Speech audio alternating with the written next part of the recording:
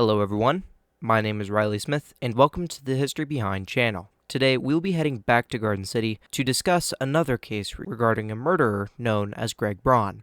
Greg Brawn was a 28-year-old college graduate in criminal justice. On July 19, 1989, two women would be kidnapped during a convenience store robbery and would be subsequently shot and dumped on the same rural road.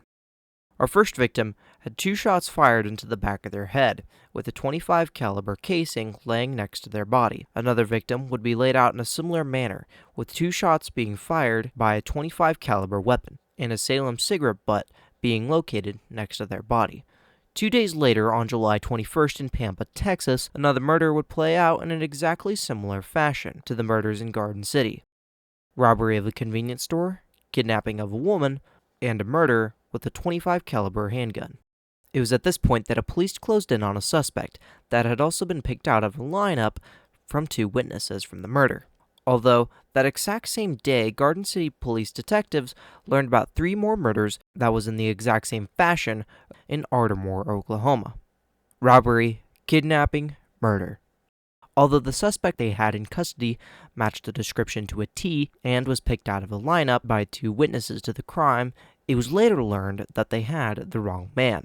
While the suspect was in custody, another murderer matching the same description occurred in Springer, New Mexico on July 23rd.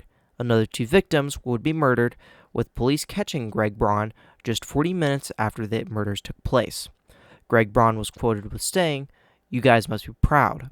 You don't know what kind of famous criminal you caught." Greg Brawn would also tell deputies it wasn't as good as shooting craps in Vegas, but it was alright. Greg Brawn's vehicle would also match all of the other cases. In the car, Salem cigarette butts that were found next to the body in one of the murders was located within Brawn's vehicle. Brawn eventually admitted to all the killings that he committed and was extradited to Oklahoma, since he had killed the most people in that state. Oklahoma has capital punishment, and it was exercised on Greg Brawn. Brawn was pronounced dead at 12:17 a.m., July 20th, 2000.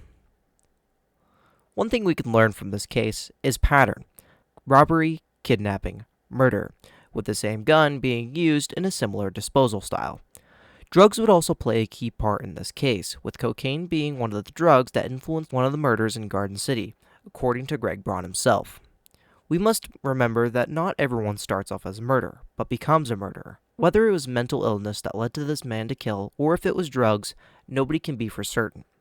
Maybe one day, someone, somewhere, will find out how to stop these terrible crimes before they ever start. This is Riley Smith from The History Behind, signing off.